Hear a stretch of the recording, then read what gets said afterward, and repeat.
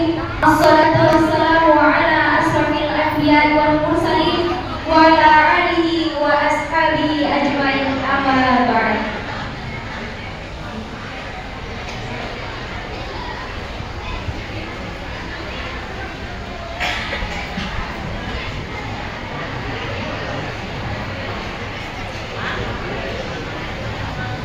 Yang terhormat Camat Dodo beserta staf, junjungan kita, suri tauladan kita, yakni Nabi Muhammad Sallallahu Alaihi Wasallam.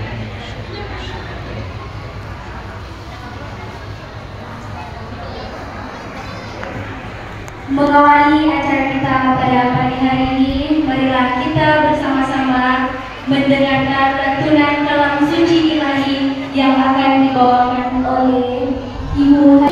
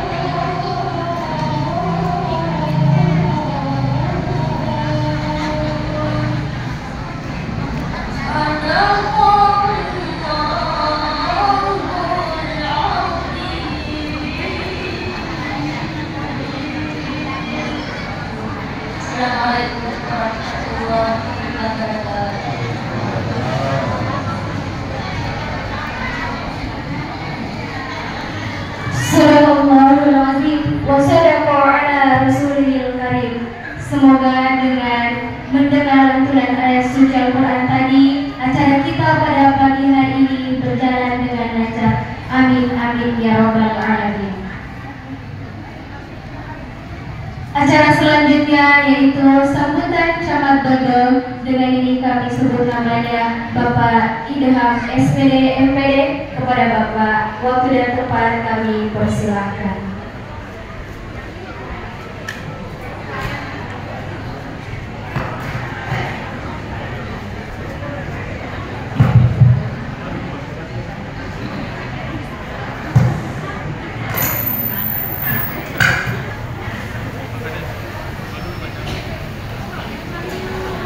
Bismillahirrahmanirrahim.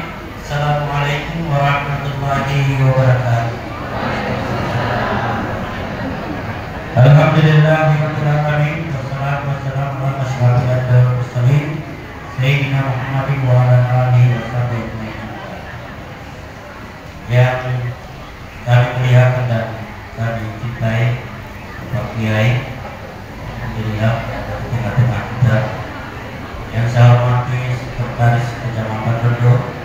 Jadi saya mengharapkan pemerintah desa kita motivasi dalam pengajian ini. Karena ini adalah merupakan program juga visi dan misi daripada Bapak Bupati Dodo. Lagi ini harapan saya dari pemerintah kecamatan. Dan mudah-mudahan dalam pengajian ini akan mendapatkan menyimak dari apa yang akan disampaikan kepada kita semua. Mohon maaf, di sini tidak ada untuk sesi tanya jawab. Kalau mau tanya jawab silakan temui nanti. Dan ya ini siang ini dia sudah pindah ke kecamatan lain. Jadi belum ada sesi tanya jawab. Kalau mau sesi tanya jawab datang rumah tadi malam dan sebentar ada waktu untuk saya laksanakan. Saya kira yang dapat saya sampaikan sangat penting bagi kita untuk mendengarkan ceramah dari Bapak Kiai kita ini. Demikian, wabillahi taufiq wal hidayah. Assalamualaikum warahmatullahi wabarakatuh.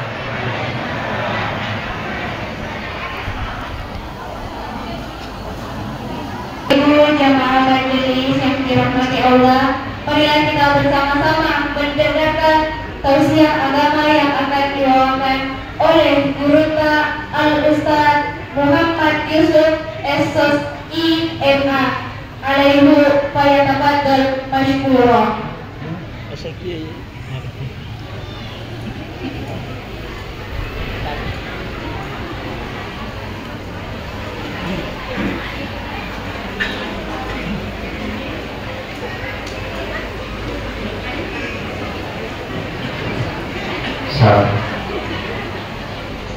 Ini aja, biasa.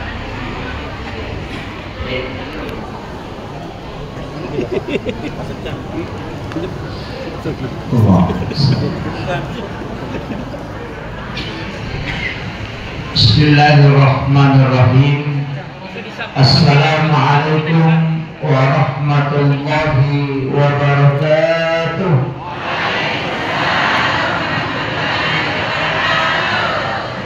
Maulaya salli wa sallim daiman abada ala habibika khairil halqi kullihim huwal habibul ladzi turja syafa'atuhu li kulli hawlin minal ahwalil muqtahimi ya rabbi bil mustafa balligh maqasidana waghfir lana ma madaya wasi'al karami ya rabbi bil mustafa balligh maqasidana waghfir lana ma madaya wasi'al karami ila khatratin nabi mustafa sallallahu ala sayyidina Muhammadin al-fatihah.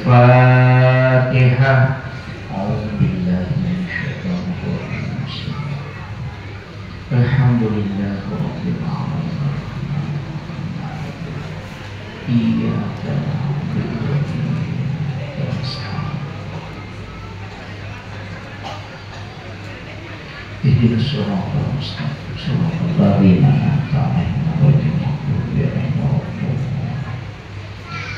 Amin. Allahumma nawwir qulubana wa qulub jami'i man hadara fi majlisina hadza binuril ma'rifah wa ilmil muqasyafah wal basirah wal iman wal islam ya fattahu ya alim iftah qulubana wa qulubahum futuhal arifin rabbana iftah bainana wa baina qaumina bil haqqi wa anta khairul fatihin amin amin ya rabbal alamin. Hadratul muhtaramin wal muhtaramat ikhwan fillah yang kami muliakan, kami takzimi dan kita hormati bersama adalah Tomlepita Bapak Camat Kecamatan Dondo dan juga Bapak Sekcam yang kami muliakan seluruh kepala desa dan staf sekecamatan Dondo dan juga ibu desa yang sempat hadir, para alim, para ulama, para tokoh masyarakat, Bapak Imam dan seluruh hadirin dan hadirat, terkhusus kepada ibu-ibu majelis taklim dari kecamatan dan juga dari desa seluruh pegawai rumah sakit sempat hadir. Alhamdulillah. Terkhusus juga kepada seluruh tokoh masyarakat dan jamaah yang insya Allah kesemuanya semoga dirahmati oleh Allah Subhanahu wa Ta'ala. Saya pakai bahasa Indonesia atau bahasa Bugis? Yang tidak tahu bahasa Bugis angkat tangan. Oh ada ya.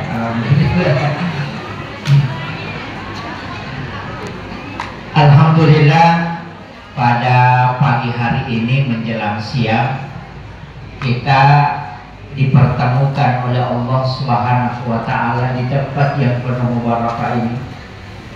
Kenapa masjid itu disebut tempat yang mubarakah? Karena di dalamnya itu mengandung banyak keberkahan.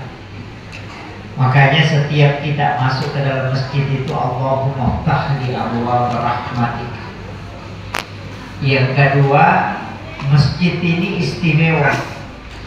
Disebutkan dalam satu risalah bahwa tidak akan berdiri satu masjid di suatu tempat kecuali tempat itu pernah menetes air mandi Rasulullah SAW. Itu Nabi ketika dimandikan menggunakan air sumur Gars. Itu memang wasiatnya Rasulullah. Makanya bagi jamaah yang ada rezeki melaksanakan nanti ibadah umrah, bisa di Madinah itu ada sumur namanya sumur Gars. Sumur itu adalah sumur yang didoakan langsung oleh Rasulullah airnya. Dan Nabi berwasiat, nanti kalau aku meninggal, mandikan saya dengan air sumur ini. Jadi bukan sumur Sam-Sam, tapi sumur Gars. Itu airnya adalah obat. Kalau ada anak kita lambat bicara, kesini minum airnya. Misalkan ada anak-anak itu sudah 6 tahun, 7 tahun belum bisa bicara, itu dikasih minum dengan air sumur Gars. Atau bisa juga pakai madu. Di hari Jumat dicampur sedikit dengan garam, bacakan sholawat, kemudian lapkan di bawah lidahnya. Itu juga obatnya bagi anak yang susah bicara. Tapi di hari Jumat pakai madu, ya. Tapi jangan madu asli, Pak. Kalau madu asli itu bertengkar kalau sampai di rumah. Pak Camat langsung paham.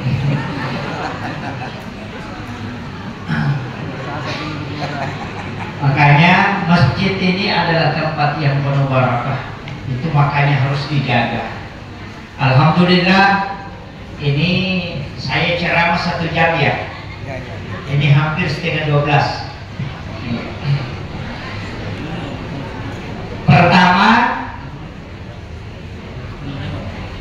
setengah 11 ya. Pertama, saya ingin sampaikan bahwa dalam agama, yaitu kilalanna agamata, dalam setiap hari itu harus kita menambah ilmu dan juga amaliyah. Karena orang yang rugi adalah orang yang hari ini sama dengan yang kemarin. Paling tidak itu amaliyah kita itu paten. Dari situlah sehingga amal yang paling disukai oleh Allah adalah amal yang istiqamah. Wa in qalla, kata Nabi, walaupun sedikit. Banyak zikir sesudah sholat, bahkan bacaan-bacaan tertentu itu ada memang di dalam hadis.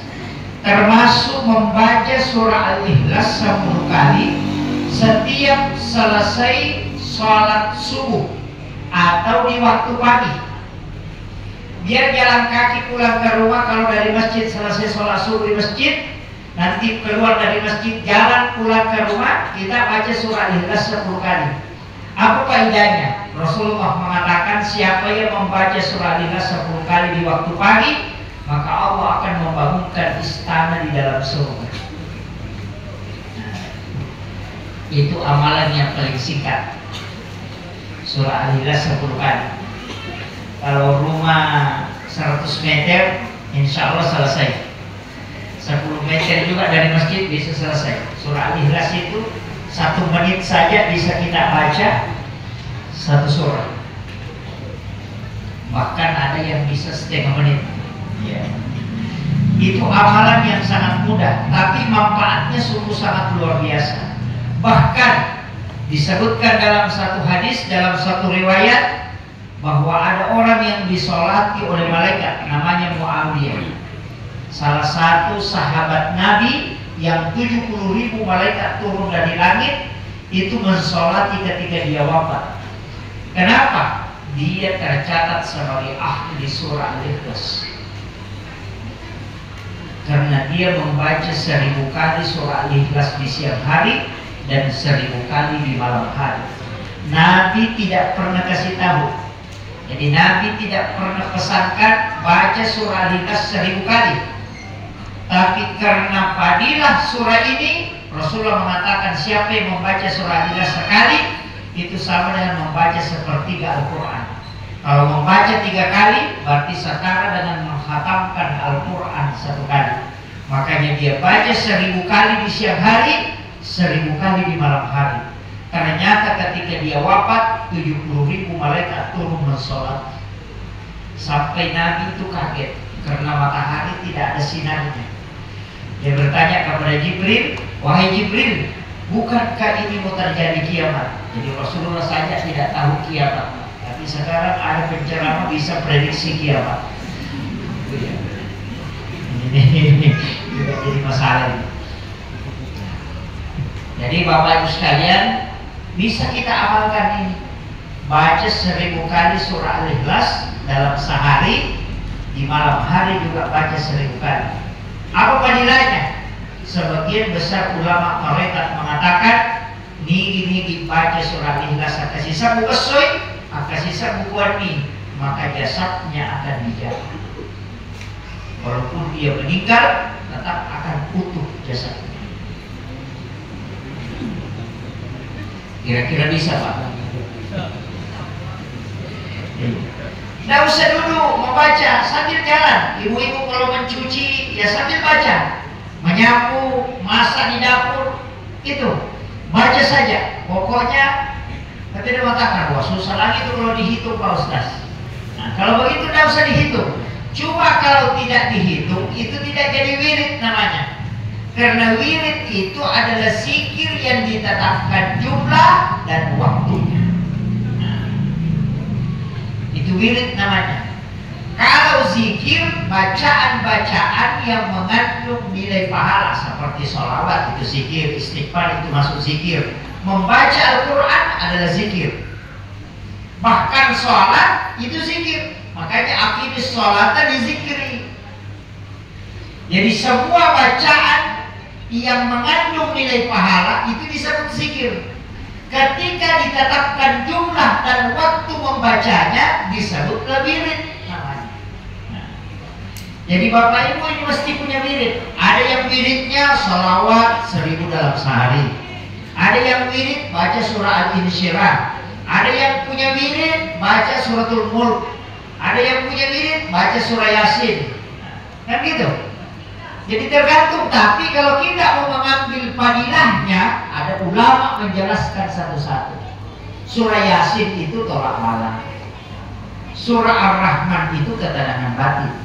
Siapa tahu ada orang selalu bertengkar sama suaminya, tidak pernah akur kalau di rumah, suruh membaca surah Ar-Rahman setiap hari. Insya Allah diberikan kelembutan dalam hatinya. Kalau susah rezekinya, ya surat Al-Waqiah, idza waqa'atil waqiah. Rasulullah berwasiat, saya tidak meninggalkan warisan apapun kepada umatku kecuali ada satu surah di dalam Al-Quran. Kata Nabi, siapa yang membacanya maka dia tidak akan fakir hingga dia meninggal. Jadi bapak ini yang punya kebun kelapa, dia punya daerah Kaluku yang bertani, mestinya baca surah ini. Iya. Mestinya baca surah ini. Kenapa? Orang yang baca, nareko angkat tak baca suratul Waqiah, itu sebenarnya sama dengan petani. Cuma kalau petani itu rezekinya dari bertani. Kalau orang baca Waqiah itu rezekinya min haitsu la yahtasib, dari arah yang tidak disangka-sangka. Kalau pegawai kan jelas rezekinya dari gajinya. Pegawai juga ini Pak sebenarnya banyak stresnya. Apalagi kalau sudah pensiun kan, singkatan dari pendapatan semakin menurun.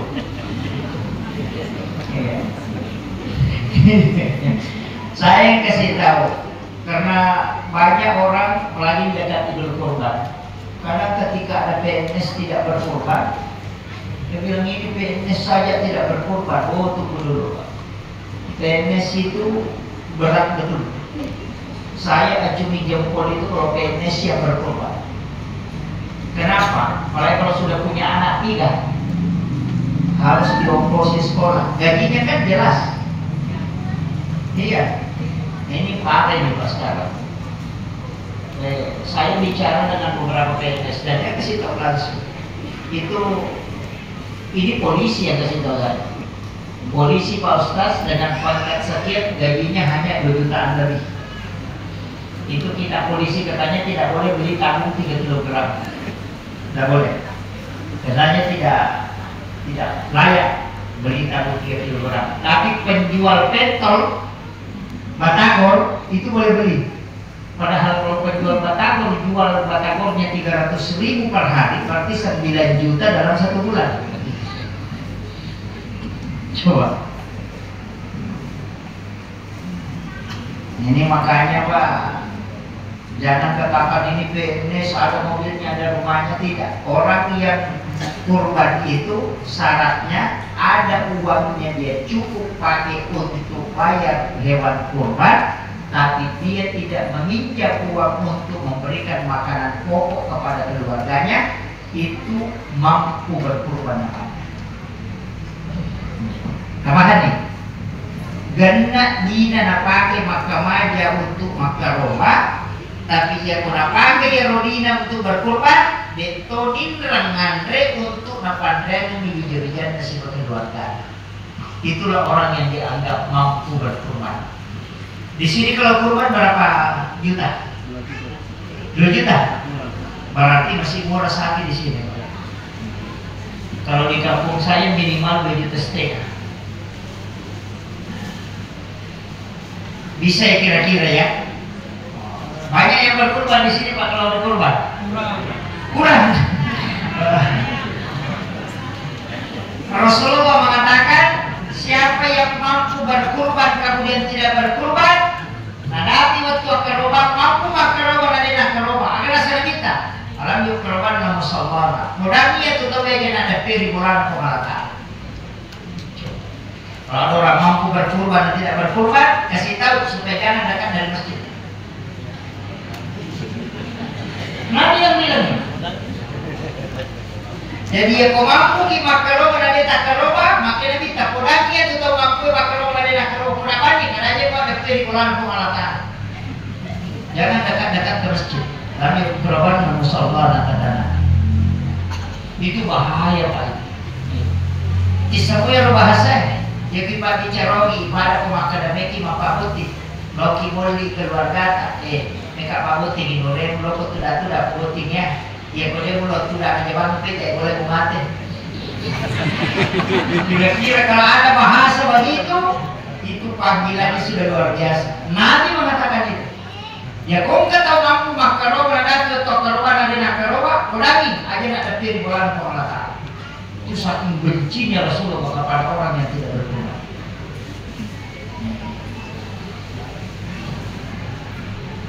Makanya sebenarnya Pak Desa itu tidak usah pakai satu nama, 1 ekor sapi. Karena kurban itu Pak, yaitu karoba standar minimalnya yang disebut, standar maksimalnya tidak disebut. Paham ya? Kurban itu yang disebut standar minimalnya 1 ekor kambing untuk 1 nama itu bisa mengikutkan keluarga tapi hanya satu nama. Misalnya saya Muhammad Yusuf, ketika saya sembelih untuk kambing, kambing ini saya kurbankan untuk diriku, istri dan anak-anakku. Itu mengikutkan. Istri dan anak mendapatkan pahala sunnah kifayah, sedangkan saya mendapatkan pahala sunnah ainiyah namanya. Jadi sunnah itu ada dua, sama dengan fardu. Ada fardu ain, ada fardu kifayah. Sunnah juga begitu. Ada sunnah ainiyah, ada sunnah kifayah. Yang masuk namanya itu sunnah ainiyah, sedangkan istri dan anaknya itu masuk sunnah kifayah namanya. Ikut kepada suaminya. Tapi istri tidak boleh. Dia cocok kok ada atas nama. Dia mengatakan ini untuk diriku, suami dan anak-anakku. Jadi suami yang bisa mengikutkan istri dan anak-anak. Paham? Ada juga perempuan yang bilang, saya terima gaji, saya dapat uang. Iya, namun ini dolongan di dia baru baca jilake kata kiba ini, tak bisa. Ini ya. Kalau ini untuk kambing, kalau untuk sapi dalam satu ekor itu 7 nama. 7 nama ya, bukan 7 orang, 7 nama. Satu nama bisa mengikutkan anak dan istrinya, tapi tidak menyebut namanya, hanya kedudukannya. Ya jadi nama dinatapku, Indo upa ini tidak bisa. Itu hanya sebut dirinya. Kurban ini untukku, istri dan anak-anakku. Begitu juga. Sebagaimana Rasulullah ketika menyembelih ibas, apa dia bilang? Ini hadza min Muhammad wa ali Muhammad. Itu. Jadi tanyakan banding. Ini kurban untuk diriku, istri dan anak-anakku. Maka kamu apa ini ada 12 anak? Itu untuk satu nama dalam satu sapi yang nanti kan 7. Makanya jangan katakan satu ekor sapi itu hanya 7 orang. Tidak, hanya 7 nama. Setiap satu nama bisa mengikutkan keluarganya. Kalau hanya mampu, tapi itu standar minimal. Ingat, standar minimal. Standar minimalnya tidak boleh lebih, hanya 7 nama. Tapi bisa satu ekor sapi 1 nama. Bagi yang mampu bisa beli 1 sapi, beli 1. Cukup nama kita, ikutkan istri dan anak-anak. Bisa beli sapi 2, 3 bisa. Makanya Nabi Ibrahim itu berkurban. Berapa dia beli? 1000 kambing, 100 unta. Adakah orang di Dondo ini kurban 1000 kambing? Belum ada ya? Belum ada ya?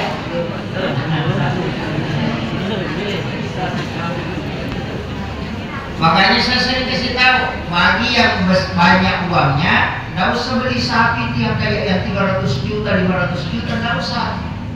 Beli sapi aja yang sapi biasa itu yang besar, yang 25 juta lah. Daripada beli yang 300 juta. Kalau beli 25 juta kan dapat berapa? Kan dapat 12 ya? Nah kurban itu dihitung dari dulunya. Pahala itu berapa jumlah bulu sapi. Nah, artinya tidak ada bisa hitung. Mana banyak bulunya sapi 1 daripada 12. Pasti banyak bulunya ya 12. Nah, makanya jangan beli yang 400 juta hanya 1 ekor. Beli yang banyak karena dihitung dari pahala bulunya itu. Kan rugi kan? Nah, ini makanya menghitung dalam pahala itu penting dalam ibadah. Cuma kurban itu terbagi. Ada nazar, ada kurban sunnah. Kalau nazar kedudukannya jadi wajib. Dan tidak boleh dimakan dagingnya yang berkurban, harus disedekahkan saja.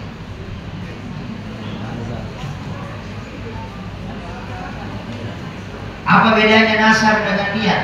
Nah, misalnya orang bilang begini, Iya kota kalau ibu laku memang belum bola. Kalau laku di rumahku mau gak berkurban, itu nasar atau niat? Nasar. Kalau udah beli di orang kebunku berkurban kak, itu nasar atau niat? Ya. Begini, ulama itu membagi ada niat, ada nasar. Nasar itu syaratnya pertama ketika ada kalimat nasar sebelumnya. Yang kedua ketika menukar. Misalnya begini, matinjaka ya kona limu itu bolaku maka robaka, itu pasti nasar. Karena ada kalimat atau jawab saya bernasar. Nah itu berarti ada kalimat nasar. Diperjelas. Kemudian kalau tidak ada kalimat nasar, cuma dia bilang kalau nak beli joran rumahku mau berkurban, nah itu niat. Kapan dia berubah jadi nasar? Ketika dia kasih jumlah. Ia pun nanti tahu bola aku 200 juta, maka robaka itu nasar. Jadi kusiratu mesira puluh nasira juta dan dia gengi, dia nak taruh berasik aturan sih juta. Ini ya.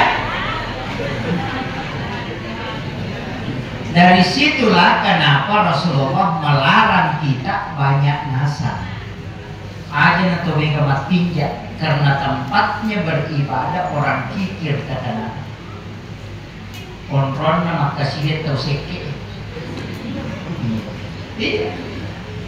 Koralami teh taralami bolaku masuk bahasa perusahaanku. Mereka dia natara dia nasumbang. Kan gitu. Nah itu saya dilarang banyak nasar, bukan dilarang bernasar, boleh, tapi banyak nasar itu dilarang, karena nanti dia mau beribadah kalau Allah kasih. Tuh hati-hati, tapi dia tuh kan kok ciri-ciri mati jak sih ada, jangan terlalu banyak nasar.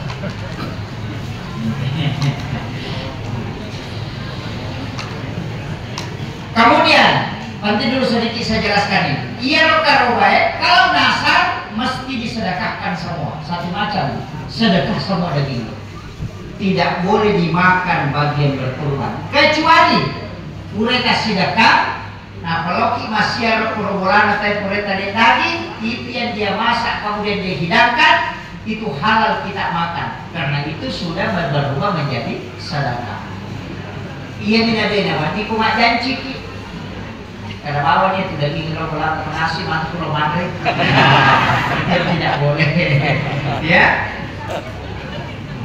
Ini penting. Kalau nasar sama sekali tidak boleh kita, diharamkan oleh Imam Syafi'i memakan daging kurban yang nasar.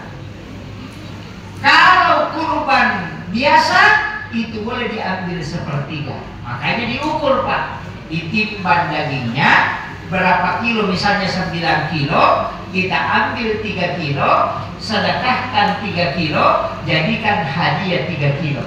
Karena kurban itu terbagi 3, sepertiga untuk yang berkurban, sepertiga untuk sedekah, sepertiga untuk hadiah. Hadiah ini boleh dikasih non muslim. Yang sedekah itulah untuk fakir miskin, pak imam, petugas sara, tetangga, itu untuk sedekah. Untuk yang berkurban itu juga sepertiga. Makanya kalau 9 kilo daging bagi 3 saja. Ambil 3 kilo untuk kita makan bersama keluarga. Jangan dibagikan semua, simpankan untuk anak-anak kita sedikit. Apa fungsinya? Rasulullah mengatakan ambil barakahnya dari kurban. Karena di dalamnya ada berkah. Ada beberapa itu Pak yang ada berkah, termasuk yang di dalamnya itu diisi berkah oleh Allah, mahar. Tahu mahar? Ya? Tahu mahar Bu? Kalau ibu-ibu tidak mau tahu mahar, wajib paham. Mahar itu harganya wanita kalau menikah. Makanya kalau hanya bilang seperangkat alat sholat itu juga salah itu Pak Imam. Ada Pak Imam ya. Jangan bilang seperangkat alat sholat, tapi katakan 1 setel pakaian sholat. Kalau bilang seperangkat alat sholat itu tempat wudhu, toa, menara.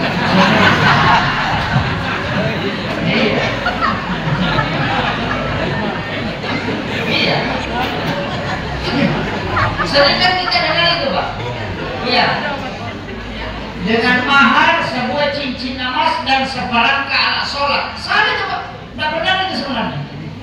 Kalau seperangkat alat sholat, ya musolanya ikut, tempat wudhunya ikut, doanya ikut, manaranya ikut, itu semua itu.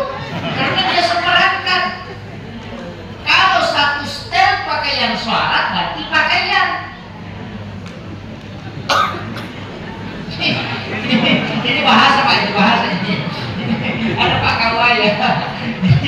Ini karena kita tidak perhatikan kalimat itu kan lumrah aja kan. Nah, biasa dia nggak biasa. Padahal itu kalimat sebenarnya tidak tepat.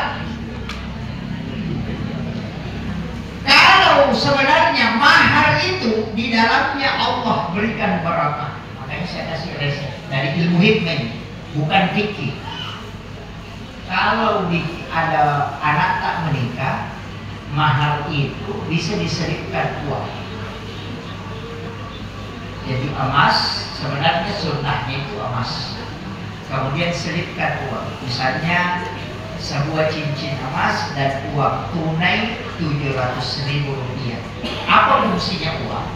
Nanti kalau sudah menikah anak, suruh anak itu kalau mau buka usaha, minta kehalalan ke istrinya supaya mahar itu dia pakai sedikit untuk memulai usaha. Di dalamnya itu Allah menyimpan mahar.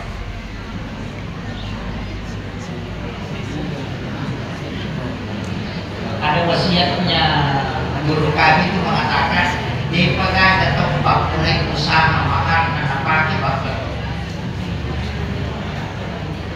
Karena di dalamnya Allah menyimpan mahar. Tapi harus diminta sama istri. Karena mahar itu milik mutlak istri yang suami tidak boleh ambil tanpa seizin. Pakai uang di mahar tak Bu? Nah, makanya kalau dulu tidak pakai uang, pasti menikah lagi bapak. Asli. Dia pakai uang. Itu di dalamnya ada uang. Jadi memang buka usaha mau jual-jualan buka ini, minta dia 100.000. Itu yang kita pakai memulai usaha. Minta kepada Allah barakah, insya Allah. Karena di dalam mahal itu Allah menyimpan barakah. Makanya kalau menikah anak tahu, itu maharnya jangan sedikit, kasih mahal. Kasih mahal. Mahar berapa? 50 gram emas. Uang panai 5 juta. Iya. Betul. Di mana itu, Babu? Itu uang panai, itu sedekah. Sedangkan mahar itu adalah rukun, wajib itu. Orang sekarang terbalik, uang panainya selalu dibicarakan, maharnya tidak diperhatikan. Padahal harga anak kita itu mahar, bukan uang panai.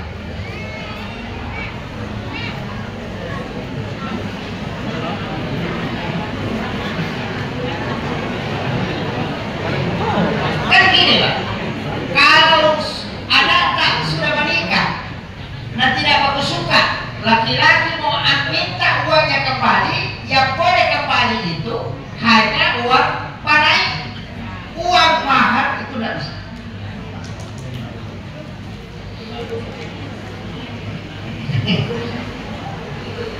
Kali jangan dikasih murah, mahar satu setel pakaian salat berapa? 300.000. Ini. Tapi di sini tidak begitu ya? Hah? Oh gitu juga. Iya, uang panainya dikasih mahal, padahal itu hanya sedekah. Mestinya itu kalau sedekahnya jangan dibicarakan, uang panainya ya jangan dibicarakan. Kamu mau kasih berapa? Kalau banyak datang, kau itu tidak ada mau makan, kalau tidak ada mau kasih kan? Ayo selesai kan? Begitu aja. Kalau mahal, wah itu yang pokok karena kau mau ambil anak. Mulai sejak kecil saya didik dia dengan baik. Besar baru kau mau ambil. Masa tidak ada harga yang kau kasih? Ibu-ibu tidak tahu itu. Ya. Kemudian saya lanjut. Itu tadi kembali. Makanya kurban itu ketika dimakan anak-anak kita, yang jangan nasar ya, kurban nasar, kurban biasa, itu di dalamnya ada barokah. Tapi ada yang mengatakan, Ustaz, ada kan ulama bilang daging kurban tidak boleh lebih dari 3 hari, 3 malam di rumah. Oh, memang pernah Nabi melarang daging kurban itu bermalam lebih dari 3 hari. Di saat umat Islam masih sedikit yang berkurban. Setelah banyak yang berkurban, maka Nabi membolehkan untuk bisa disimpan. Jadi tergantung itu keadaannya. Ya kalau di sini di Kecamatan Dodo ini berkurbannya orang sedikit, banyak yang butuh daging, jangan kasih bermalam. Bagikan semua. Tapi kalau banyak di daging, sudah terpenuhi kebutuhan masyarakat yang makan daging ini, maka boleh kita simpan. Nah, itu kunci. Tapi yang biasa tomakutan atau seke. Kita anak urutan. Nah, sama jika makan di daging karobai, mereka di urutan atau seke gitu. Maka di urutan dia nama di makan di talupan, apa aja mas seke.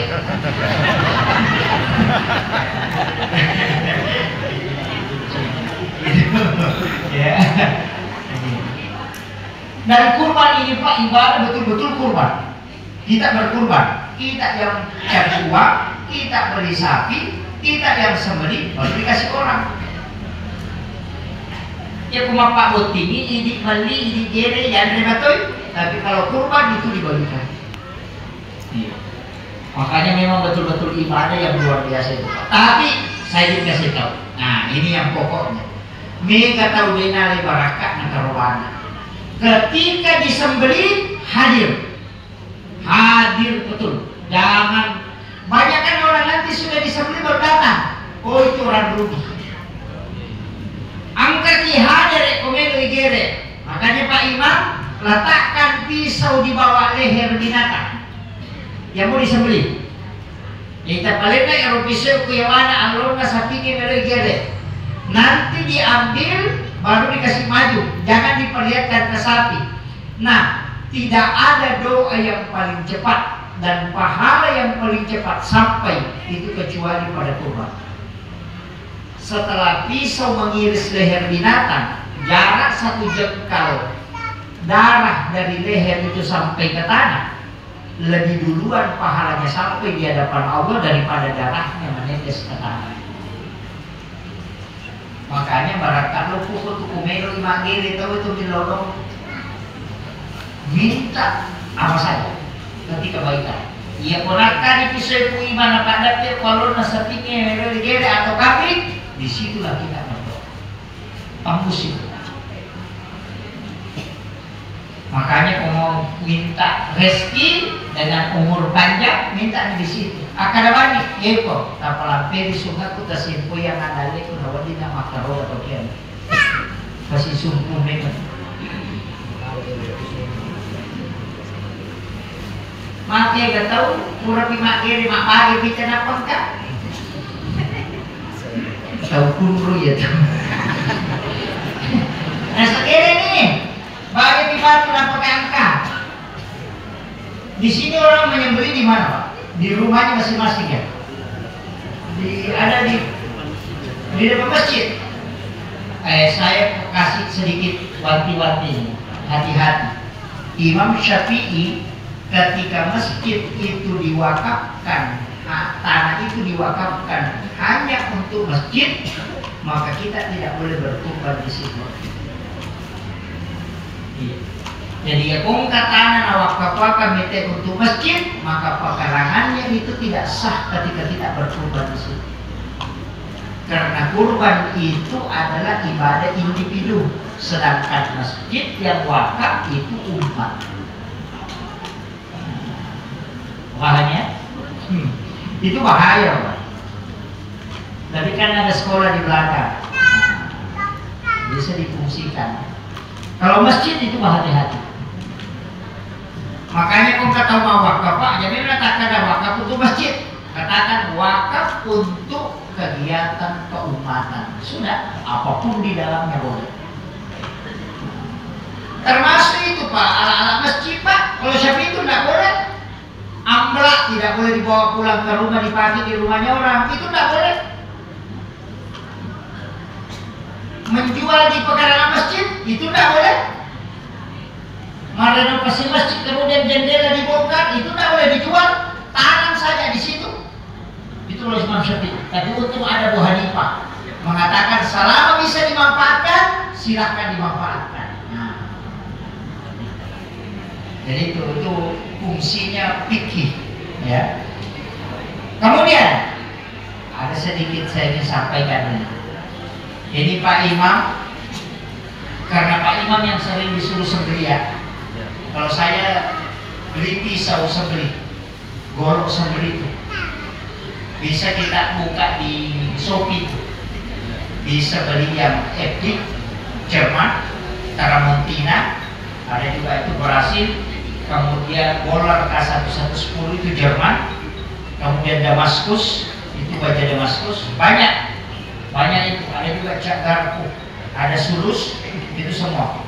Yang agak mahal itu biasa Damaskus, tapi yang agak murah sekarang itu bisa Epic 1 jutaan. Itu kalau sembelih. Bangku Pak Gerek sini juta lina. Ada yang sampai 7 juta. Ya tapi aja nak Imam beli. Mestinya masjid yang beli. Pakai uang masjid, kemudian dipegang oleh Pak Imam. Nanti kalau imamnya ganti, pisaunya dipindahkan ke imam yang baru. Jadi itu inventaris masjid namanya. Kapaknya tuh 2 juta lina nak imam yang lagi nak pasar Pak Gerek namanya Pak Gerek dan di Batam nih negara. Iya, tapi itu enak Pak. Kalau kita beli itu sampai 3 tahun tidak biasa. Dan itu hanya 1 kali tarik. Kalau sudah dikasih rapat di leher kemudian ditarik begini tuh rapat langsung sampai ke tulang. Lebih tajam dari presiden. Memang namanya golok sembelih. Jadi memang dia ada pakai orang Arab potong unta, beli unta. Dewa saja di bawahnya diisi begini. Cuma itu kata Mak Gere, ada 3 urat itu. 3 dengan jalur makanannya kiri kanan. Kemudian ada urat yang warna putih itu yang bagian batang leher bagian atas agak ke pangkal, jangan dipotong itu. Ini penting saya kasih tahu. Kalau menyembelih jangan kasih lewat ke situ. Kapan urat putihnya itu terpotong, maka itu daging binatang itu bisa beracun. Dari situ biasa orang mencret kalau makan. Dari situ kalau itu terpotong, memang dilarang dipotong. Yang urat putih di pangkal leher itu tidak boleh, karena itu tembus ke otak. Kemudian yang kedua, jangan ditarik ekornya. Kalau ditarik ekor kemudian bunyi, itu akan beracun karena sarafnya putus, selnya itu menyebar.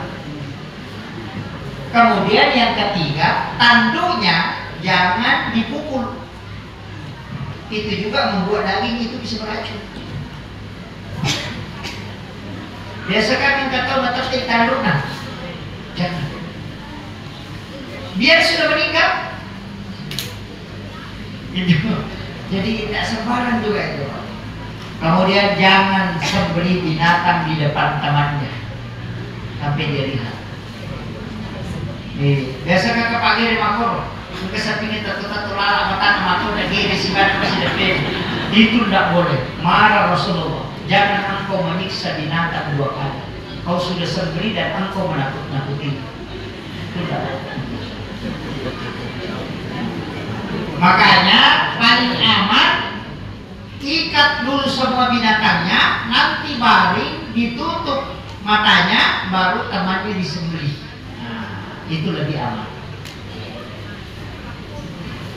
Jadi kesan kami mengampar zaman itu Pak Gere di mengampar. Kemudian kalau tidak mau, kalau bau dagingnya baik sapi maupun kambing, napasnya dikasih masuk. Nanti masuk napasnya baru disembelih. Iya, kalau napas masuk dan disembelih itu tidak bau dagingnya. Tapi kalau napasnya keluar kemudian disembelih pasti bau dan dagingnya berair. Itu kunci.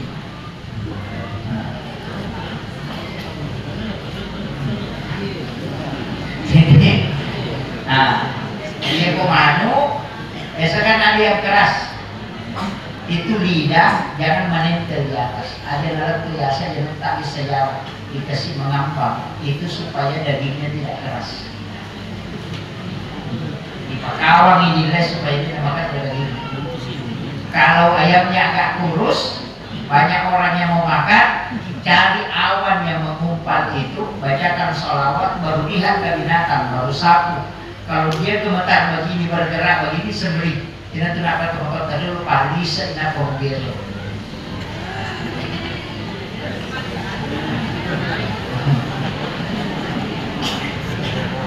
Tidak usah saya bahas sama nanti. Tidak usah saya bahas sama. Itu tugasnya Pak Imam. Ya, jangan, tidak usah. Ya, gitu kan? Cuma memang kan ada orang itu Pak. Namanya jangan sembelih 2 kali. Sebenarnya orang Bugis itu ada kaidahnya, itu sebenarnya ada. Iya. Jadi kalau menyembelih itu, kalau pisau pertama didorong ke bawah, terakhirnya juga dorong ke bawah. Kalau pertama kau tarik ke atas, terakhirnya juga ke atas. Jadi tidak akan ada yang pakai mabuka, yang pakai mabuka.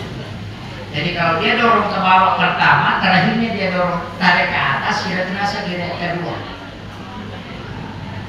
Itu cepat basi. Tapi kalau mau enak itu ditarik ke atas, terakhirnya ditarik ke atas. Kalau ayam itu disembelih dia tarik ke atas, pasti dia menghadap ke atas kemudian meninggal. Kalau didorong ke bawah terakhir, pasti dia menghadap ke bawah kalau dia meninggal. Dia mengikuti. Dia tuh akan ada gereno si bawah geren mendre. Biasanya nanti kalau orang meninggal itu didorong ke bawah. Kalau untuk dia tarik ke atas, rasanya tidak ada. Makanya mereka malu rakyat, mereka biasa. Itu ditarik ke atas, bisa perhatikan itu. Maksudnya itu diperhatikan. Kalau menyembelih ayam itu terakhirnya ke atas, pasti menghadap ke atas itu kemudian dia meninggal. Itu ayamnya. Ya. Itu kuncinya. Tawaran 5 euro. Ada masalah. Tidak boleh mengambil upah dalam penyembelihan kurban. Itu diharamkan. Dia dapat dimakan ada tawaran Pak Gere. Dia tuh nyari mulu nak imam kan. Biasa. Jangan kepalanya Pak. Itu kepalanya tidak ada isinya. Nanti ini kan kemudian jauh itu sampai pulih mana lagi. Iya. Cuma tidak boleh dikatakan upah. Jadi aja kata ini tawaran Pak Gere. Kalau kita mengatakan kasih sedekah itu boleh disunahkan. Tapi kalau mengatakan ada kita tawaran Pak Gere berarti itu upah, maka itu diharamkan. Ada nauluna juku hasna tadi ini. Kasih daging paha Pak Imam. Sedekahnya yang terbaik. Ada nauluna. Masuk di dalam. Kita jadi masalah ini. Materi maka kan nih. Masa aku mata lagi dulu. Mestinya kan daging yang paling bagus ya dikasih. Lan tanalul birra hatta tunfiqu mimma tuhibbun. Dia kena suku takwa nanti kalau dia dari ini makanya aja tak ada. Mak bobo bisa dinarebo payah itu bawah ini. Dia pun tidak boleh. Kan gitu. Makanya saya kasih tahu tidak boleh mengambil upah, tidak boleh. Digaji untuk penyembelihan kurban itu sebenarnya tidak boleh. Kemudian, wah ini yang banyak salah. Kulit itu tidak boleh dijual. Berlan nasabini pakai makaroba itu diharamkan untuk dijual. Itu mestinya ditanam.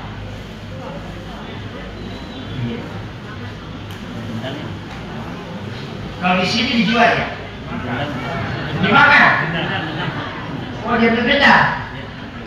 Mestinya itu ditanam, karena bulunya itu yang dijaga. Karena nilai pahala itu sejumlah itu, makanya itu ditanam.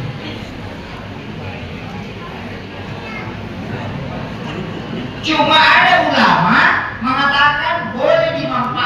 yang penting yang berkurban bukan itu yang menjualnya. Biasa diserahkan ke panitia nanti yang menjual. Nah, dia gunakan untuk kegiatan. Tapi kalau Imam Syafi'i sama sekali tidak boleh.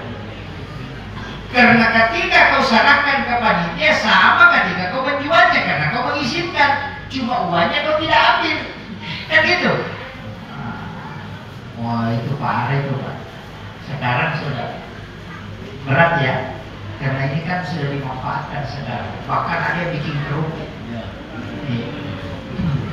Berat itu. Kalau sebenarnya kurban itu tidak sembarang.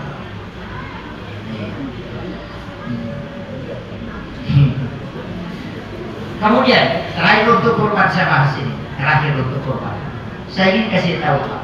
Sebenarnya hati-hati dalam pembagian kurban. Hati-hati. Saya itu dikasih tahu betul sama mursyid kami di Taruka. Jangan sampai orang menyembelih sapi sempurna utuh, tapi kau kasih dia sapi pincang. Apa maknanya?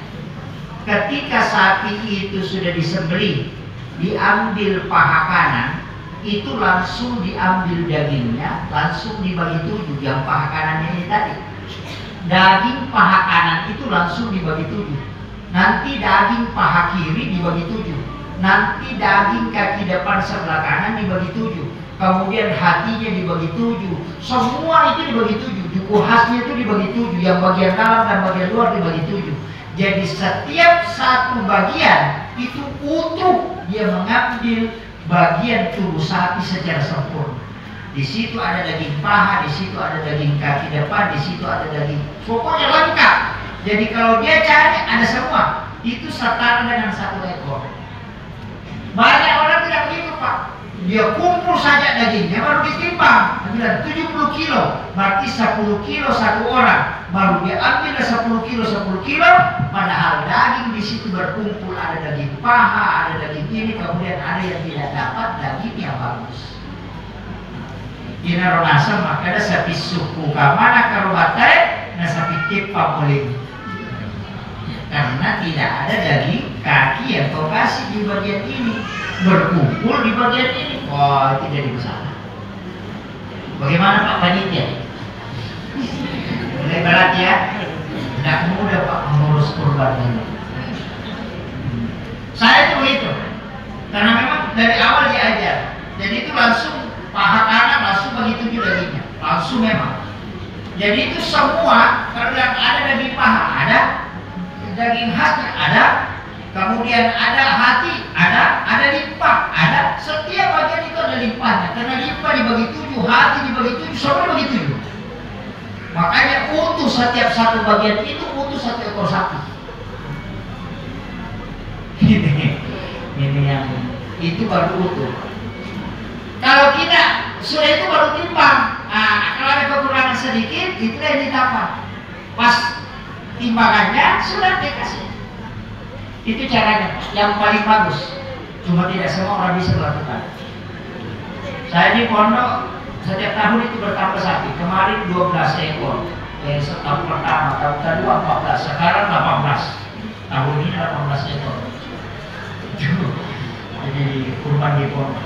Dan memang harus hati-hati. Kita usahakan kalau bisa sempurna. Kalau tidak mau berebut, gampang. Mau cetak berebut tidak boleh. Bikinkan kertas kayak undian arisan, baru tempel di daging, kelompok daging 1 sampai 7, baru bikin di gelas, baru dikasih bilang cabut. Kalau bilang nomor 1, itu daging saya dapat ambil nomor 1. Nah, dia tidak tunjuk bilangin dia saya mau ambil, tidak. Pokoknya cabut nomor 3, oh ini daging bukan nomor 3. Nah, sudah. Itu paling aman. Untuk pengelolaan memang harus kita hati-hati. Pak kata itu bakal nasi kita memang nasi makan jauh. Nah, makan ya kita makan. Itu gitu. Jadi tulang itu dibagi 7. Dibagi 7 kelompok. Setiap satu kelompok juga ada dapat. Ada tulangnya, ada daging. Gitu. Nah, ini penting saya wasiatkan kepada panitia, hati-hati. Jangan coba-coba panitia bagi 8 sapinya orang. 7 bagian untuk yang berkurban, 1 bagian untuk yang kerja. Itu tidak boleh, itu diharamkan. Karena mengambil bagian yang tidak ada haknya di situ. kecuali nanti pemiliknya yang kasih itu baru halal. Makanya biasa kodami maka itu kami tadi ini Pak Jamai ya pun tertaruh. Nah, biasa orang nanti tidak baru simpangkan di situ. Itu baru halal. Ya pilih malam ya deta maka itu halal.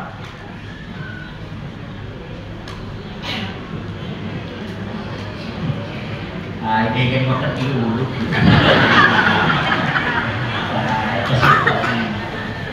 Oh, ada yang penting ya. Sapi yang dipakai berkurban, sapi jantan, sapi betina itu sama kedudukannya, tidak ada bedanya. Cuma Rasulullah mengatakan sapi jantan itu dagingnya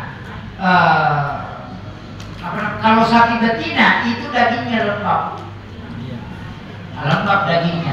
Tapi ada sapi yang kata Nabi itu yang enak, sapi yang sudah dikebiri itu dagingnya lembut. Jadi sapi yang sudah dikebiri itu boleh dipakai berkurban. Bisa-bisa kebiri, orang ilasa. Nah, itu pasti paling tahu orang Bugis. Jadi yang tidak boleh dipakai berkurban itu pertama sakit, semua penyakit. Pokoknya nama rasa tidak boleh. Yang kedua tidak boleh kurus. Yang ketiga tidak boleh buta. Yang keempat cacatnya itu cacat buta, tanduk, ekor, dan kaki. Depan, epolo tanduknya, poki ikornya, buta matanya. Kurus, sakit, itu tidak boleh. Yang diperdebatkan ada 3. Yang pertama daun telinga ketika robek. Yang kedua yang sudah dilubangi hidungnya, mulai tanduk. Yang ketiga yang sudah dikasih tanda dengan cat yang merusak kulitnya. Itu 3 yang diperdebatkan. Ada ulama mengatakan tidak apa-apa, robek tanduknya, robek telinganya, dilubangi hidungnya, atau dikasih tanda, itu bukan cacat, karena itu menjinakkan namanya. Kalau telinganya robek, itu bukan cacat, karena itu bagian kulitnya. Kalau tidak ada telinganya, baru cacat. Jadi kan gitu. Tapi ulama yang hati-hati mengatakan tidak. Kalau hidungnya sudah dilubangi, itu cacat. Karena dia lahir tidak berlubang. Gitu. Yang kedua, ketika daun telinga robek, itu juga tidak boleh. Karena yang sempurna itu ketika ya kan tak tahu sobek do ciri dan makan, tak tahu salah-salah. Dan kan tak tahu suku. Iya kan? Nah, jadi sehingga dia mengatakan semua bentuk itu tidak boleh. Ada mengatakan tidak masalah. Yang robek daun telinganya karena mungkin ada biasa karena batukku ya, itu atau dikasih tanda itu tidak masalah. Tapi ya kau ya, kucing mah pangewa, siapa mandi juga suku. Nah pero kaya sama doko, kakak tuh sapi manipi dari Maroko, agak tinggi ramping, agak 4 meter selesai sapi doko. Bagaimana caranya? Ya Nabi mah tahu, tahu makan ada madoko, 2 di makan ada madoko nih itu. Aja nanti bapak kita nada. Nama gampang ya Ustaz. Atau lihat tulangnya, ketika warna bulu berubah di garis tulang, berarti itu kurus. Kalau warna bulunya sama, baik di garis tulang, itu tidak kurus. Memang cuma tipis. Itu kuncinya. Ini harus tahu betul ini. Kemudian disunnahkan bagi yang berkurban supaya tidak memotong kuku dan mencukur rambut setelah masuk bulan Zulhijjah bagi yang mau berkurban.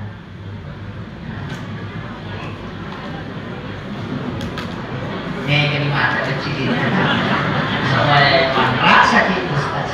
Disunnahkan bukan diwajibkan. Kenapa? Apa kata Nabi? Karena seluruh anggota tubuhmu termasuk bulu yang ada pada dirimu itu ingin menyaksikan kurbannya. Makanya disunnahkan hadir ketika penyembelihan.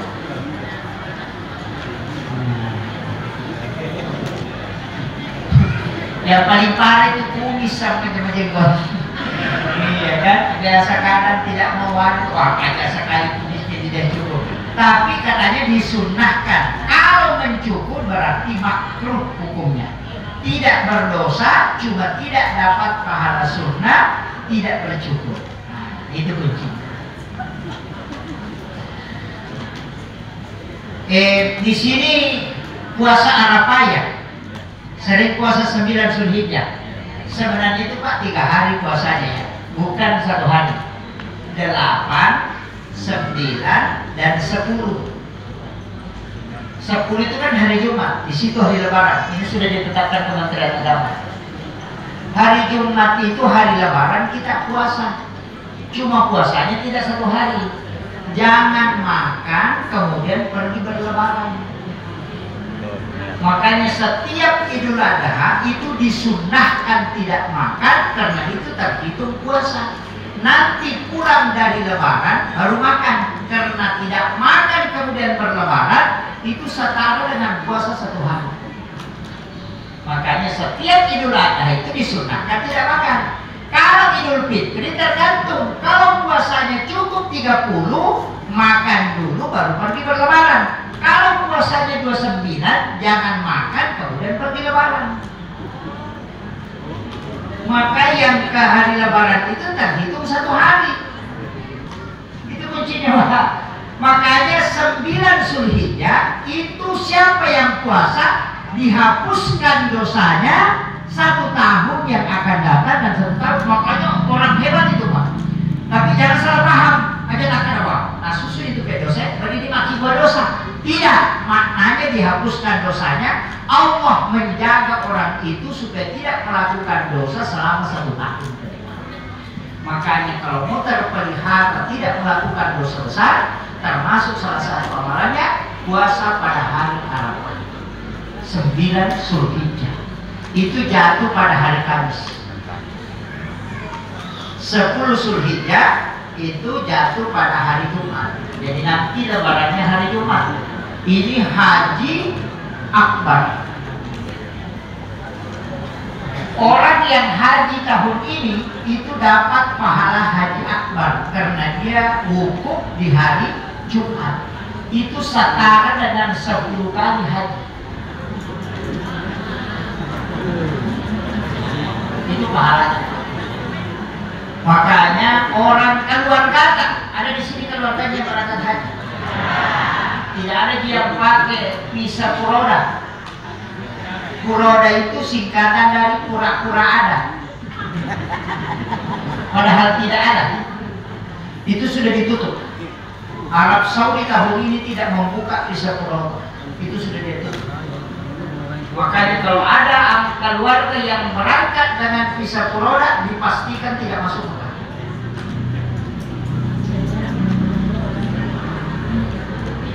Dipastikan itu. Karena tidak bisa. Dia putar kemana pun tidak bisa.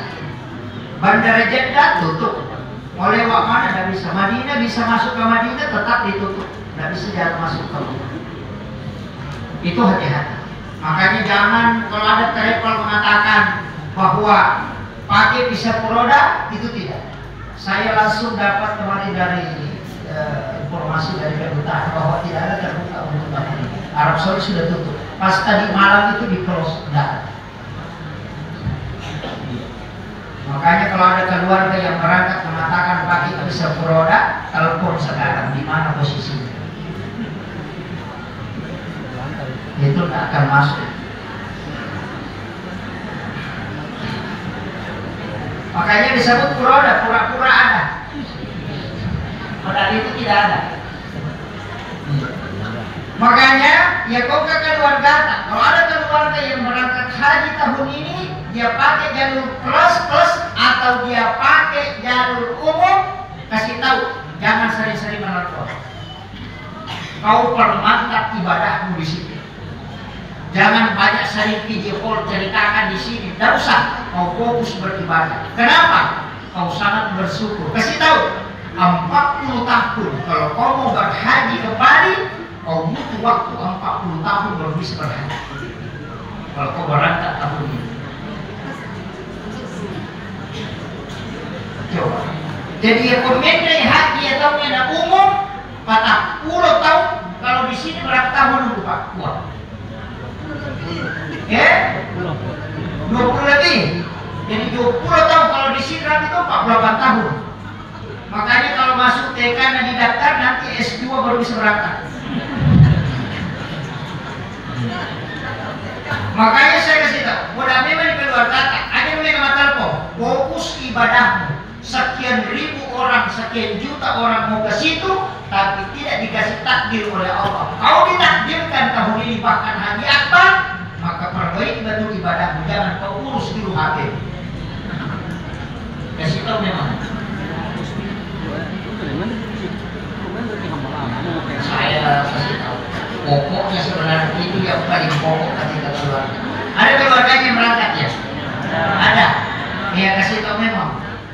Bilang kalau kau mau berangkat lagi begitu, kasih sempurna memang. Gua tunggu 20 tahun itu untung kalau kau berangkat. Ini yang kadang-kadang kita tidak nonton. Kemudian, oh ini saya ceramah sudah 1 jam. Belum pagi ini 11.20 ini. Nah tadi saya ceramah 10.20 ya. Pas 1 jam. Kemudian saya kasih tahu, ada hikmah yang penting, yang kita penting ambil betul ini. Sebenarnya dalam hidup ini, kalau kita mau selamat, itu tidak terlalu rumit. Yang penting kita mengikuti aturannya. Jangan terlalu rumit. Ibadah itu pada terlalu rumit. Yang pokok-pokok saja kita dahulukan. Sholat fardu tidak ada tawaran, memang harus kerjakan. Ya sampai dia fardu aja memang ada salah ini. Nah sholat fardu itu kan cuma 3, adaan, qadaan, iadatan. Kan 3 nih. Adaan pada waktunya, qadaan bukan waktunya, iadatan mengulang. Sholat itu bisa diulang. Misalnya kita sholat duhur sendiri, tiba-tiba selesai salam, zikir, langsung ada orang datang dan berjamaah sholat duhur. Kita bisa ikut kembali. Tadi sholat sendiri pahalanya sedikit.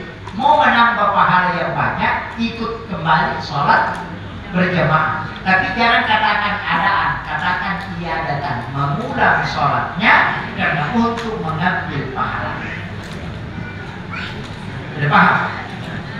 Sudah pernah kasih begitu? Adaan pada waktunya. Sholat duhur di waktu duhur itu abaan. Kalau bukan waktunya, sudah masuk asar baru kita mau sholat duhur, itu qadaan namanya. Niatnya usolli pada sholat duhur waktu mustaqbil dari berarti qadaan lillahi ta'ala. Mana didahulukan? Kalau berjamaah asar, dahulukan asar. Selesai itu baru sholat duhur. Itu bagi yang terlambat. Sama kalau jamak. Kalau jamak takhir, ambil dulu asarnya, baru sholat duhur. Kalau jamak takdim, ya duhur dulu baru asar. Tapi kalau dikerjakan di waktu asar, berarti takhir.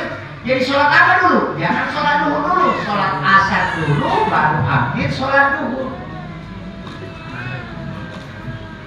Sama kalau maghrib dengan isya, kita kerjakan di waktu isya. Sholat isya dulu, baru ambil maghrib.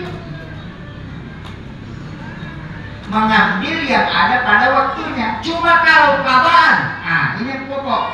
Kalau sholatnya tidak dikerjakan, misalnya ketiduran, bangun, waduh, saya tidak sholat isya. Baru diingat ketika jam 9. Maka mesti kerjakan sholat isya di jam 9. Jangan tunggu sampai isya. Nah bilang isya nanti ku ganti. Jangan. Kerjakan di saat kita mengingat. Itu bagi sholat yang ditinggalkan karena lalai, misalnya tidur atau lupa. Tapi sholat yang sudah ditinggalkan puluhan tahun yang lalu, itu kalau mau qadha mengikuti waktunya. Cuma ada sedikit catatan. Kalau sholat isya diingat nanti jam 9, kerjakan tapi jangan mengeluarkan suara. Jangan dijaharkan, tetap disirkan. Artinya tidak keras suara. Begitu juga sebaliknya. Kalau sholat duhur tidak dikerjakan karena kita lupa, nanti sudah sholat isya baru ingat, maka kerjakan sholat duhur di waktu isya, tapi suaranya dikeraskan karena dikerjakan di waktu sholat yang keras suaranya. Tambahan nih. Tapi jarang dibagi beli. Ibu-ibu hati-hati. Kalau dia cuci piring atau memasak, masuk waktu duhur jam 12:15. Tiba-tiba dia karena kerja, cuci piring atau memasak atau mencuci. Jam 1 belum sholat, tiba-tiba dia haid. Maka dia tidak boleh sholat karena dia haid. Tapi tadi mendapati waktu duhur. Maka ketika berhenti haid, qadha sholat duhurnya. Harus sholat karena kau dapati waktu duhur hanya karena ada urusan kau urus. Kau kerja, gara-gara kau menunda sholatmu dan kau haid, maka mesti kau ganti itu karena kau mengqadha, harus mengqadha. Kapan? Ketika berhenti haid. Terpahami? Jadi mana terbaca apa ini maklum raya. Sebenarnya gimana ada batu-batu.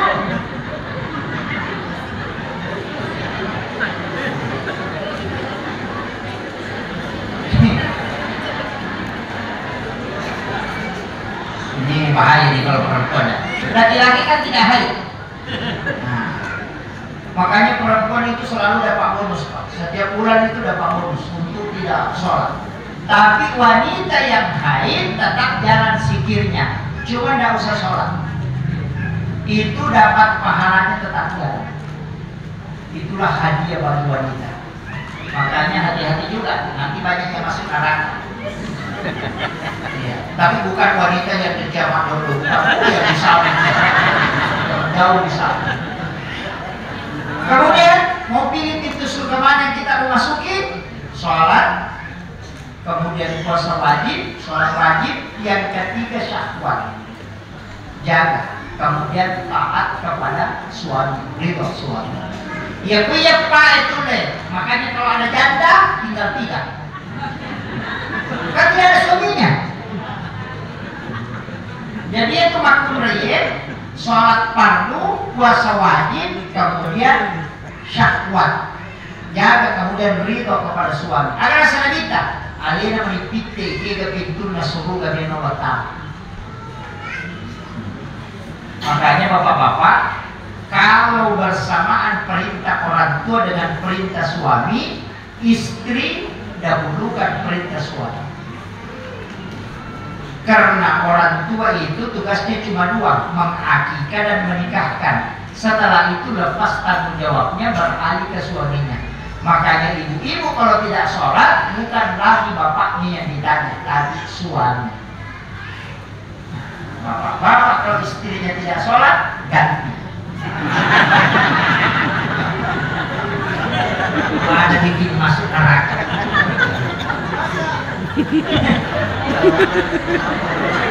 Iya. Dari mana tahu di neraka? Tapi bersabarlah menghadapi istri. Siapa yang paling tinggi kasih sayangnya kepada istrinya, pasti hidupnya berkah. Saya kasih tahu, pejabat yang karirnya tidak bisa naik-naik, coba periksa perlakuan kepada istri. Yang orang buka usaha kadang awalnya bagus, tiba-tiba bangkrut, coba periksa bagaimana perlakuan kepada istri. Ketika engkau mau sering membuat istrimu menangis, engkau bentak, pasti rezekimu terhambat. Karena itu laknat para malaikat. Itu kan kemarin macam ini nih.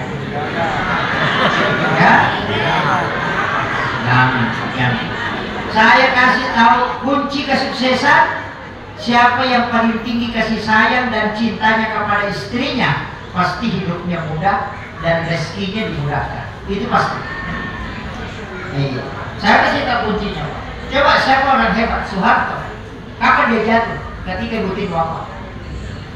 Tidak ada yang bisa menolong. Itu lumpuh total. Yang kedua Habibie.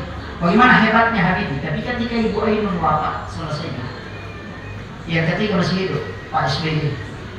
Panglima TNI 2 kali jadi presiden. Tapi kapan dia tidak bisa mengambil kebijakan sempurna? Ketika Ibu Ani tidak ada di sisi. Itu hebatnya seorang wanita. Tanya Pak Camat, Pak Desa, cintai istrinya sepenuh hati. Jangan coba-coba selingkuh. Iya, jangan. Kalau mau jatuh Pak, kalau mau jatuh gampang. Coba menyelidiki, pasti jatuh. Sehebat apapun dia. Pimpinan pondok pesantren banyak yang hafal Quran, hafal hadis. Setiap hari sholat berjamaah, kurang apa ibadahnya? Hafal Quran, tapi kenapa dia bisa sehina itu? Dihinakan. Padahal dia hafal Quran. Yang hafal Quran saja, hafal hadis bisa dihinakan karena persinahan. Apalagi yang tidak hafal apa-apa. Hafal kultu saja. Nah, pasti itu. Dan pejabat yang melakukan itu lihat, pasti dia pendek, dia rumit. Pasti. Makanya saya kasih tahu, buatlah istrimu tersenyum bahagia supaya malaikat selalu mendoakanmu. Begitu Bu ya. Dan ingat, istri 3 kali lebih cepat doanya diijabah dibanding suami. Makanya istri itu sebelum mengangkat tangannya itu malaikat sudah menunggu. Kita laki-laki berdoa setengah hidup itu belum tentu diterima. Perempuan belum diangkat di dalam sujudnya malaikat memang yang mintalah kepada Rabbmu, kami akan mengaminkan itu. Itu hebatnya perempuan. Makanya kalau ada Pak mau usaha mau buka ini, minta istri yang mendoakan. Itu lebih cepat itu. Makanya kalau doanya tidak diterima tanpa istri. Banyak yang mendoakan. Ibu-ibu jangan protes. Kemudian tadi itu ya, kalau masih tidak bisa, satu hal yang paling mudah, jaga perasaan selalu hati ini senang, sakinah, dan selalu berbaik sangka kepada Allah. Apapun yang dialami, katakan bahwa inilah yang terbaik yang Allah berikan kepada kita, pasti ada hikmah. Orang seperti ini itu orang luar biasa. Kalau tidak bisa, satu kuncinya, jangan ada kebencian kepada orang lain. Insya Allah itu ahli surga.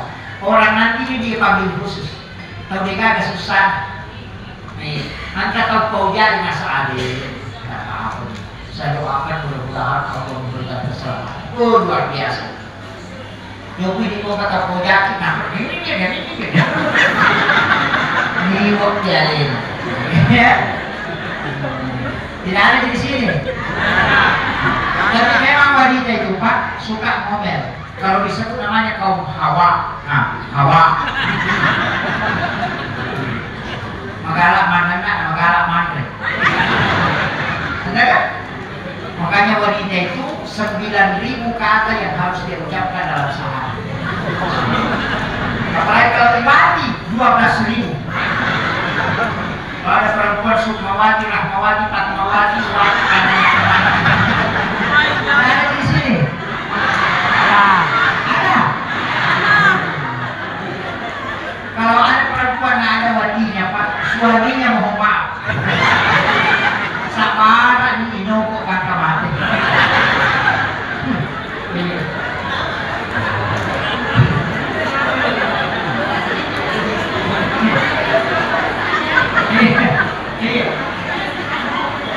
Saya diwasiatkan guru saya kalau mau menikah nak hindari wati. Hindari Sukmawati, Rahmawati, Fatmawati, Wati, oh hindari. Mana mana tuh?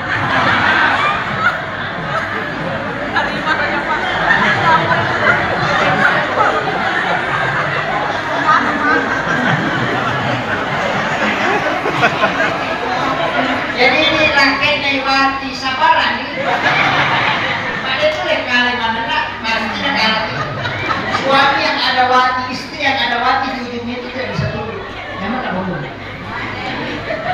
Oh, salah tuh dia kembali nada. Ini makan atur betul nih. Bapak nafsu setan ini tutup kilat.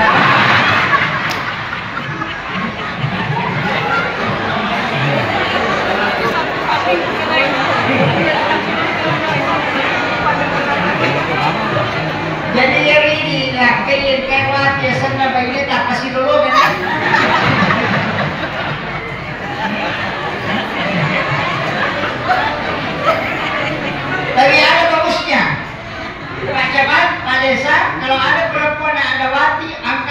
majelis taklim.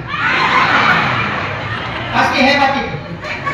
Karena kalau ada lurus pasti selesai. Nggak mau pulang itu kalau nggak selesai. Itu hebatnya. Makanya saya tuh diwasiatkan. Kalau anakmu hanya perempuan semua, kau yakin bahwa tidak ada laki-laki, kasih nama Pati salah satunya supaya ada yang memimpin saudaranya. Itu hebatnya.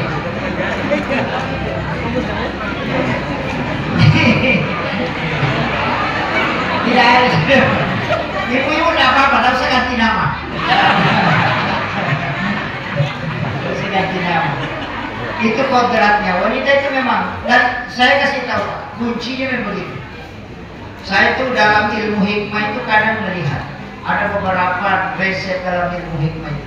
Jadi ilmu hikmah itu sebenarnya bukan ilmu paten, tapi dia ilmu 80% kejadian dalam satu amalia. Baca ini begini hasilnya, baca ini begini hasilnya, itu namanya ilmu hikmah.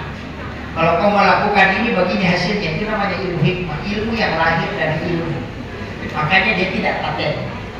Makanya di kitab-kitab hikmah itu ada, biasanya itu dipakai, tapi itu tidak menjadi acuan, hanya menjadi catatan bahwa kalau ada orang anak pertamanya itu pasti mengambil sifat buruk ibunya dan mengambil sifat baik bapaknya. Itu anak pertama. Dia nak pamulang itu nancuri sifat buruk ibunya dia ambil, sifat baik bapaknya dia ambil. Itu anak pertama. Kalau anak kedua kebalikan, sifat baik ibunya dia ambil, sifat buruk bapaknya dia ambil. Anak kedua. Itu di ilmu hikmah. Kemudian yang ketiga, ini jangan takut ya. Jadi kalau saya harus sampaikan ini kitab hikmah itu disebutkan kalau anak pertama perempuan, maka yang pertama biasa meninggal itu adalah ibunya. Kalau laki-laki anak pertamanya berarti suaminya yang pertama meninggal. Itu ilmu hikmah. Tapi tidak semua, hanya itu dipakai sebagai istilahnya bukan sebagai pedoman pokok, tapi itu yang kebanyakan. Ya. Itu anunya. Jadi itu kalau kita kaji dalam kajian, makanya dia bukan paten. Jadi makanya dia kalau orang bilang hikmah, itu kadang ada 3 hikmahnya, ada 4. Itu ilmu yang lahir dari ilmu. Jadi tapi jangan ketika perempuan saya mati kan. Kemudian yang terakhir saya wasiatkan Bapak Ibu sekalian, ini yang paling pokok. Sebenarnya kunci dalam segala ibadah itu adalah yakin. Yakin. Sholat kita mesti yakin bahwa Allah terima. Begitu juga dengan sedekah. Yakin betul, maka harus dihilangkan semua niat-niat yang riya itu dihilangkan. Makanya kenapa kalimat ilahi anta maksudi wa ridhaka anta matlubi wa atini mahabbataka wa ma'rifataka itu sering disebut ketika mau sholat, dan juga semua mau baca Quran baca itu ilahi anta maksudi wa ridhaka anta matlubi. Karena bukan pahala apa yang kita butuhkan, karena pahala tidak mungkin cukup, tapi kalau rahmat Allah pasti cukup. Makanya saya kasih tahu, sebesar apapun dosa kita, kalau Allah memandang kita dengan rahmatnya pasti selamat. Tapi sekecil apapun kesalahan kita, kalau Allah memandang kita dengan pengadilannya, keadilannya, pasti tidak dihukum. Jadi dia meniru batin. Iya kok masih namo mana aja dosa yang dan pengantoki. Tapi iya kok keadilan namo mana dicurah dosa tata kia ini. Dan jangan katakan ini dosa kecil, kalau di situ pengadilan Allah. Makanya ada orang itu di perbakur mana sili kemisi. Dia makan daging unta di rumah sahabatnya, pulang lewat di kebunnya orang, ada daging terselip di giginya. Singgahlah dia mengambil di perbakur rumahnya orang, baru dia selipkan di giginya. Itu tertunda masuk surga 500 tahun lamanya hanya untuk mencari kehalalan di perbakur rumah yang dia gunakan untuk usul. Kalau kita langsatnya orang, mereka jumpa sampai pasar dibakar. Belok lagi makan langsat, belok ke sini makan rambutan. Itu tidak dibeli, makan saja. Itu pertanggungjawabannya berat. Hisapnya pakaian 1 lembar itu bertahun-tahun. Makanya ibu-ibu jangan banyak pakaian di rumah. Karena pakaian yang tidak dipakai lebih dari 40 hari itu kan diminta pertanggungjawab di hari kemudian. Tidak banyak dikejutan di rumah, Bu. Banyak. Memang ibu begitu. Putih termulan masyarakat, putih sapisnya masyarakat, putih sebagai majalah masyarakat. Cica mana yang pakai? Kalau laki-laki tidak, jasnya 8 tahun tidak pernah diganti. Kalau perempuan semua boleh jilbab ada, boleh jilbab miring sampai ada semua. Yang miring-miring yang ada lubangnya dari dalam tangan yang keluar begini ada semua. Laki-laki tidak pernah berubah. Itu aja jasnya. Kalau perempuan itu dulu pakai baju masuk berdosa. Karena kalau mau pakai baju dan bilang nanti orang itu terus nak pakai, kalau tidak pernah bilang orang. Begitu betul? Ayo kalau Assalamualaikum warahmatullahi wabarakatuh.